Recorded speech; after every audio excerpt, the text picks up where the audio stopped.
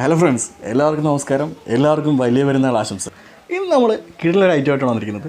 കുറച്ച് ചിക്കൻ മാത്രം പുറത്തുനിന്ന് വാങ്ങിച്ചിട്ട് നമ്മുടെ വീട്ടിലുള്ള ഐറ്റം വെച്ച് മാത്രം നല്ല കിടുക്കനൊരു ചിക്കൻ ബിരിയാണിക്കുള്ള ആദ്യത്തെ ഐറ്റമാണ് സവോള വറുത്തോണ്ടിരിക്കുകയാണ്. സവോള എണ്ണയിൽ കിടന്ന് നൈസായിട്ട് അങ്ങനെ വറുത്ത് നോക്കട്ടെ. ഒരുപാട് എണ്ണയൊന്നും വേണ്ട, കുറച്ച് എണ്ണ മതി. കുറച്ച് എണ്ണ ഇട്ടിട്ട് ആ എണ്ണയിൽ ഒരു 2 പിടി സവോള ഇട്ട് വറുത്തെടുക്കുക. നമ്മളിപ്പോൾ ഒരു കിലോ അരിയിട, 1 കിലോ റേഷൻ അരിയിട ബിരിയാണിയാണ് വെക്കുന്നത്. അപ്പോൾ നേരെ ഒരു അപ്പച്ചമ്പെടുത്താണ് നമ്മൾ വെച്ചിരിക്കുന്നത്. അതിൻ്റെ അകത്തോട്ട് കുറച്ച് എണ്ണ ഒഴിച്ചിട്ട്, ആ സവോള വറുത്ത എണ്ണ ഒഴിച്ചിട്ട് അതിൻ്റെ അകത്ത് കുറച്ച് വലിയ ജീരകം പൊട്ടിച്ച് കുറച്ച് ഏലക്കയും പട്ടയും ഇട്ട് കൊടുത്ത് അവിടെ നേരെ നമ്മുടെ സവോള ഒരു 4 വലിയ സവോള നൈസായിട്ട് അരിഞ്ഞിട്ട് ഇട്ട് നന്നായിട്ട് സോട്ട് ചെയ്ത് കൊടുത്തു. കുറച്ച് ഉപ്പിട്ട് സോട്ട് ചെയ്താൽ മതി, പെട്ടെന്ന് വാടി വരും. എന്നിട്ട് നമ്മളൊരു വെള്ളം വെച്ചു ഒരു കലത്തിൻ്റെ അകത്ത്. അതിൻ്റെ അകത്തോട്ട് ആവശ്യത്തിന് പട്ടയും ഗ്രാമ്പും ഏലക്കയെല്ലാം ഇട്ട് കൊടുത്തിട്ട് അതിൻ്റെ അകത്തോട്ട് കുറച്ച് നല്ല രീതിയിൽ ഓയിൽ ഒഴിച്ച് കൊടുത്തു. കാര്യം വേറെ ഒന്നുമില്ല, റേഷനറിയാണ്, അത് പെട്ടെന്ന് ഒട്ടിപ്പിടിക്കും. അപ്പോൾ റേഷനറി വെച്ചുള്ള പരിപാടിയാണ്. അരി നന്നായിട്ട് കഴുകിയെടുത്തിട്ടുണ്ട്. നല്ല രീതിയിൽ 4-5 പ്രാവശ്യം കഴിക്കണം. പശപ്പുള്ള അരിയാണ്. അത് അരി വെള്ളത്തിലിടുക, തിളക്കുന്ന നോക്കണം.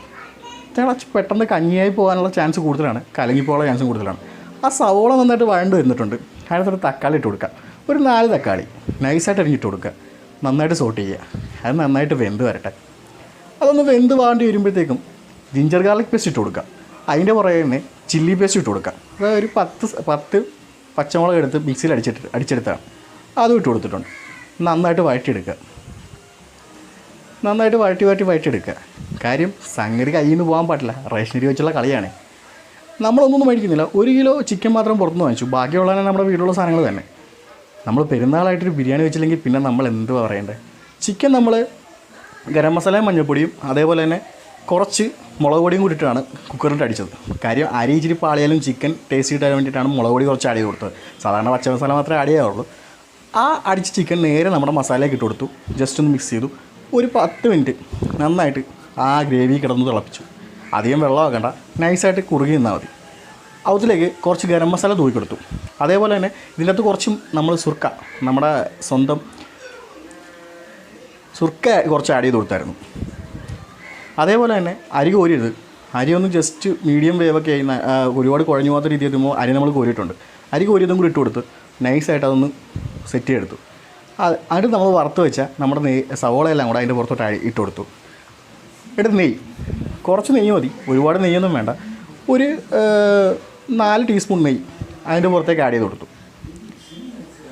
നമ്മൾ സിമ്പിളായിട്ട് എന്നാൽ ഹമ്പിളായിട്ട് ഈസി ആയിട്ട് കിട്ടുന്നൊരു ബിരിയാണി ഉണ്ടാക്കുന്നത്.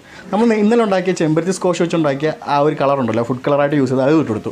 അവിടെ നേരെ അപ്പച്ചൻ പടച്ച് വെച്ചു. ഒരു ചിരട്ടക്കാനിൽ വേളി വെച്ചു, സെറ്റ് ചെയ്തു. നമുക്ക് പൊട്ടിച്ച് നോക്കാം എങ്ങനെ ഇരിക്കുമെന്നറിയാം. 1 മണിക്കൂർ ഇങ്ങനെ ഇരിക്കട്ടെ. അടിയിൽ ഓഫ് ഫ്ലോർ എടുത്തു, തുറന്നു. ഉഷാർക്ക് മുന്തിരിങ്ങ, കുസാർക്ക് നാരങ്ങ, ഒന്നും പറയേണ്ട, കിടുക്കൻ ബിരിയാണി റെഡി.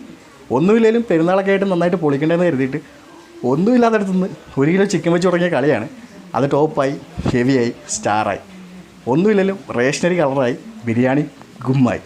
ഒന്നും പറയേണ്ട, സൂപ്പറാണ്. എല്ലാവരും ട്രൈ ചെയ്ത് നോക്കണം. സിമ്പിളായിട്ട് എല്ലാവർക്കും ഉണ്ടാക്കാൻ പറ്റുന്നതാണ്. അതുപോലെ തന്നെ മസാലകത്ത് നമ്മൾ കൂടുതൽ സാധനങ്ങളൊന്നും തന്നിട്ടില്ല. മഞ്ഞപ്പൊടിയും ഗരം മസാലയും മാത്രമേ ഉള്ളൂ. എല്ലാവരും ട്രൈ ചെയ്ത് നോക്കണം. ലൈക്ക് ചെയ്യണം, സബ്സ്ക്രൈബ് ചെയ്യണം.